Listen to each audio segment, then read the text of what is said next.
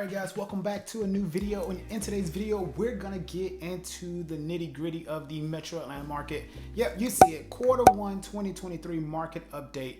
We're gonna get into that right now. Let's go.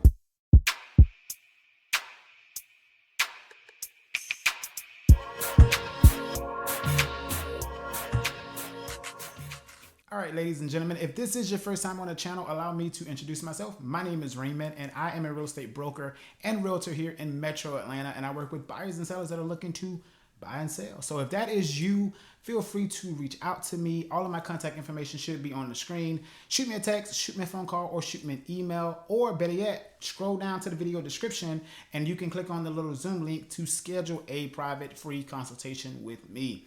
All right, so yeah, do that if you need my assistance. All right, let's go ahead and jump into the task at hand. I want to give you the market update for Q1 2023, what has happened, and how you should prepare if you are about to be a buyer or seller in this real estate market currently. All right, I think there are some challenges and some things that you should know to help you navigate your transaction and be knowledgeable. All right, because where there is knowledge, there's power. So once you have that power, you can make sure that you do it in a smooth and efficient manner.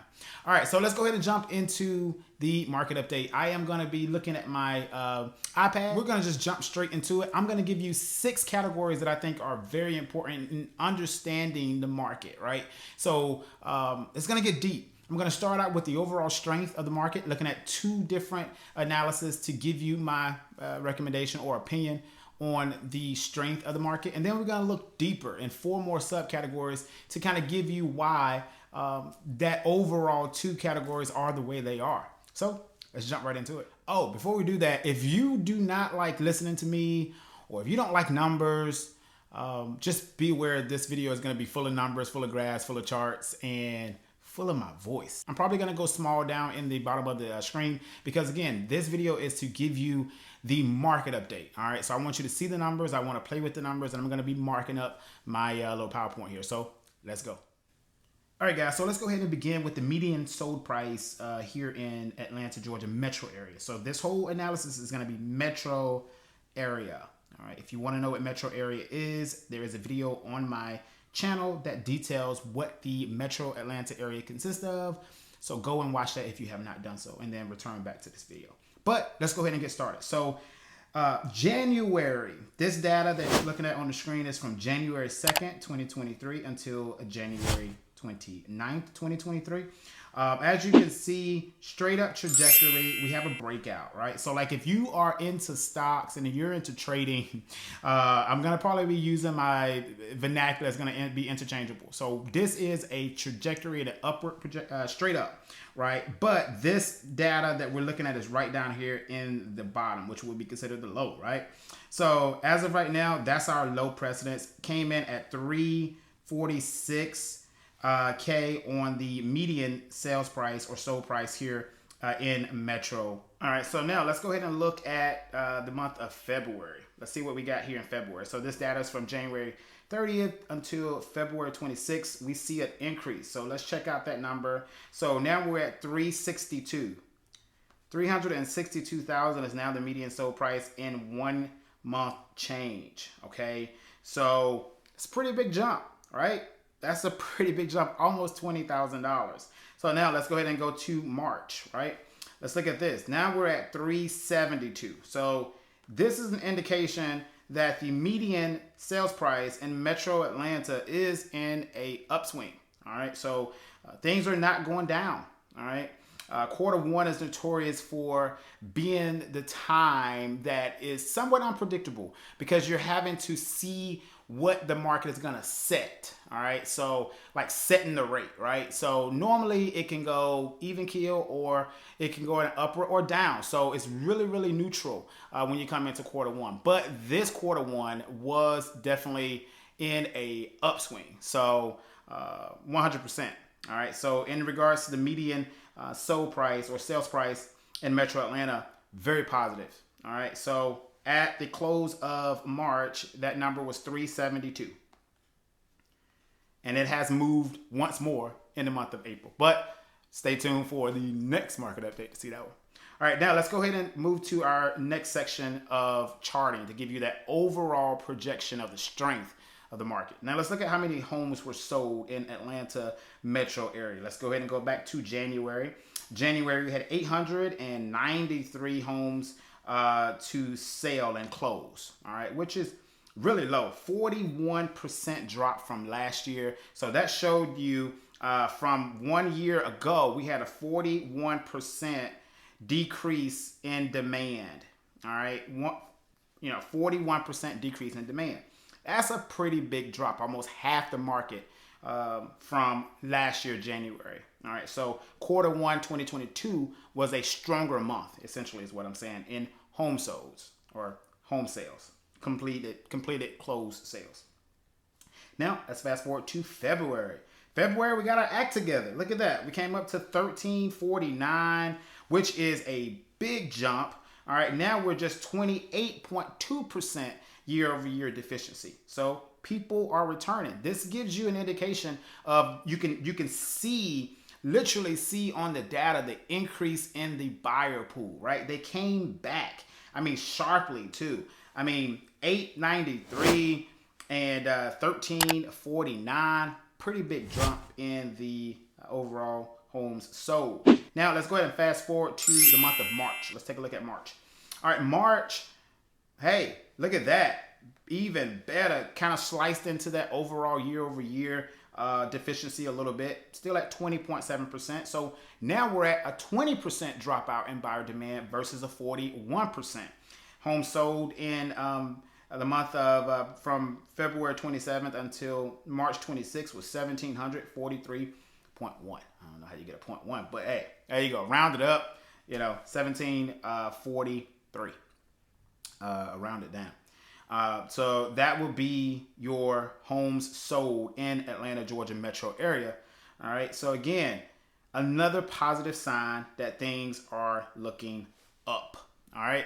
So here's my nitty gritty opinion on the overall market. Again, we got 4 more subsections to look at, but as you can see, things are looking up. The market is positive and the market is strong. All right. Now let's go ahead and look at some other metrics. Let's take a look at the average sale to list price ratio in Metro Atlanta. This model gives you, or this data gives you a perspective as to the seller's ability to negotiate with buyers, right? We open up the year at 0.97209. What that means is 97% list price to sell.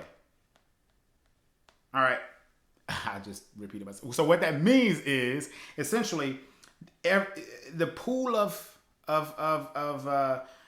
properties to sell, the seller actually got 97% of their asking price, which leaves us with a deficiency of 3%. So that was basically what your discount would be on average. So you could come in and get 3% off of the listing price for the month of January. All right. And that was down from last year, January. All right. Now let's see what happens. Of course, you already got a preview that this went up, right? So when that goes up, that lets us know that sellers became less negotiable. They started to receive more towards their list price. So let's see how much more. So from January to February, they went up to 97,860. So a little bit of movement, right? Enough to classify movement. All right. So now let's look at February to March. Now we're at 98%, roughly 98%. All right. So we gained a percent. So now you're getting a 2% discount at the close of March. All right. So what that lets us know is, although the movement was small, that lets us know that homes are now selling more closer to what they're asking than opposite. So that answers that question of, Raymond, can I find deals, or can I go in and haggle and get prices, 5-6% from the list price? Based on the data, that answer is no. Now, I still believe that real estate is local. Every house has a unique story. Every seller is different. So, but for the purpose of the market update, 98% is our closeout list price to sale ratio for the month of March. Okay. Which I will say I am hitting that right on target with my real life clients in negotiating. All right. Now let's look at another model to give you some more details of what's going on here in Metro Atlanta. If you're liking this video, hit the like button. Drop a comment below. Let me know what you think about the first 3 categories that we've just covered. Yeah, let's keep going. And subscribe to the channel. All right, more videos like this is to come. So hit the subscribe button so you'll be notified when they drop. All right, now let's transition into looking at the weeks of supply in Atlanta metro area. Now, what this data is going to tell us is this. How many weeks of inventory do we have on the market?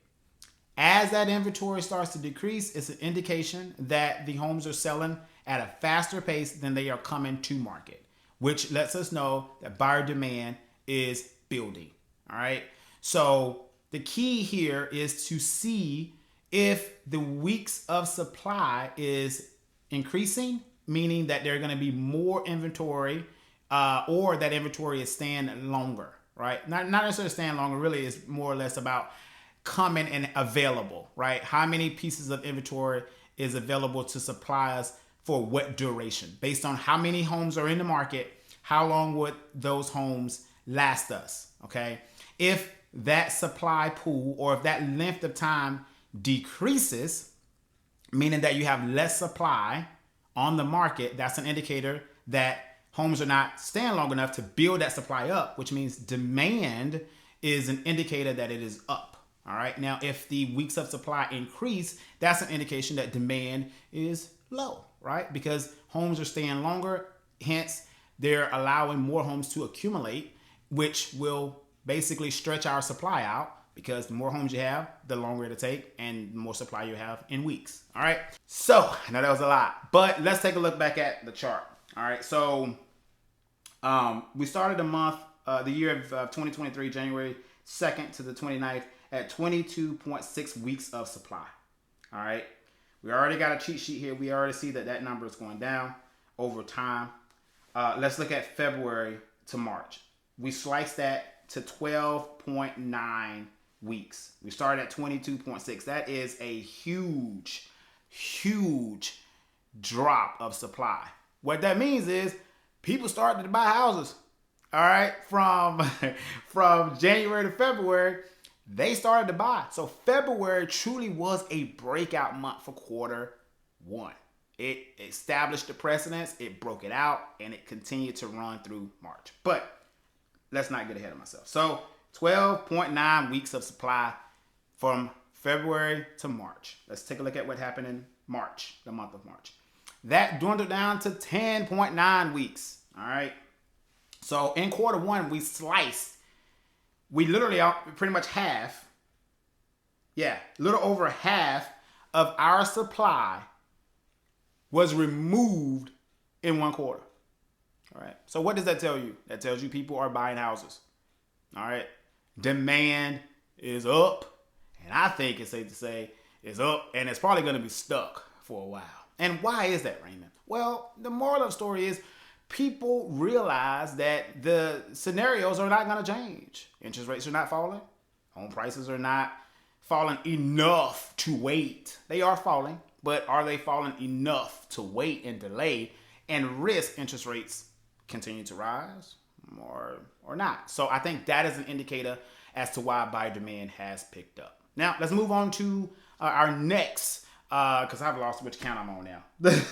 Our next model or subject to, or yeah, model to look at. That next model is going to be median days on the market. All right. All right. So let's see where we were in the month of January. Month of January, from January 2nd to the 29th, we had a median days on market of 51.10. All right. So what that means is the median, so basically the amount of days that the midpoint for days on market was 51. So you line up all of the houses on the market, the midpoint for how many days they were going to stay on the market was 51 days. All right. Now let's see what happened in February. Did that reduce or did it increase? It actually increased to 52.7. All right. February was a testing of that. Now, not too much, all right, not too much of a rise, but it did rise just a little bit. Now, what happened in March? It failed, all right. So that means from February 27 to March 26, homes actually started to accelerate their basically they started to be sold sooner, quicker, right? So because the median days, the midpoint went from we started the year, kind of got this out of order. We started the year at 51, and the quarter, we started the quarter at 51, and we ended the quarter at 42.7. So that lets you know, again, buyer demand. People started to buy houses. They started to buy them quicker. All right, which is why that median days on market was actually decreased. Let's look at our next topic here. Let's skip ahead. I kind of got that out of order. Now it's going to be new listings, all right, in Atlanta Metro. This lets us know about the confidence of the seller. How confident are sellers putting their home on the market? Are they coming to market? Are they performing and expecting their homes to be sold? Well, January, it was a slow churn, right? 1,562 new listings hit the market in the month of January. That increased to 1,740 in the month of February. Still, upward trajectory is a positive sign on the overall strength of the market because things are getting better, bigger, numbers are growing, things are happening, right? Now, let's take a look at what happened in March. 1931, a lot of sellers came to market, all right? So we ended the quarter at 1,931 new listings. We started the quarter at only 1,562 new listings. So that was an increase of roughly about 400 new listings by the end of the quarter. So that lets you know that sellers are actually coming to market. All right, that was our final topic to cover. I hope that this market update was helpful to you. And again, guys, the market Q1 was strong. My overall opinion is the fact that if you are a buyer or a seller right now, things are looking up. All right. As a buyer, let me give you my opinion as a buyer. As a buyer, what you need to understand is that you do still have some ability to negotiate 98%, right? And I would say that your negotiating strength should not be predicated only on price. As a good realtor would tell you, there's more to an offer than price. All right. Price is just one of the things that you can negotiate. And then outside of that, being realistic on expectations, you got to look at, the median sold price or the median sales price. If your budget is $250, $265, $275, you're really going to have a rough time in inventory. So if your budget if your monthly mortgage payment is not doable at least $325, $300, I would say just manage your expectations, right? On what you should be expecting for your money. All right. You're not going to be in the best school districts. You're not going to have the nicest and the greatest. There may be some work that needs to be done, but you got to understand how median sold price correlates to what you're going to be given. All right. So just kind of keep that in mind as a buyer. As a seller, what this means is, hey, you got to negotiate 2%. All right. So either that's in concessions or that's in price. Even if you price the house right, buyers are going to negotiate with you in this market. That's the type of market that we're in. We're not in a extreme seller's market right now. Based on inventory, we would be in a seller's market just based on inventory alone. But this market, as I tell a lot of people, all of the norms, the normalities, right, of projecting certain things are out the window. Even down to the Fed trying to reduce the inflation rate. Like they're looking at unemployment numbers and they want, until that key indicator shows what they wanted to see, we're still in da-da-da-da. Metrics are changing. And you got to realize that just because everything does not line up perfectly does not mean that you cannot be in a balanced market. For instance, because our inventory is below, 4 months supply, that would be an indicator that we're in a seller's market. Sellers would behave and interact differently. But I feel that we're in a balanced market where buyers and sellers have to come to the table to negotiate favorably for a neutral outcome. All right. So that's pretty much the opinions on the quarter one. Great quarter. I think quarter two is going to be even hotter. I can't wait to do quarter two. Market update for you guys. If you guys like this video, drop a comment below. Let me know what your thoughts were.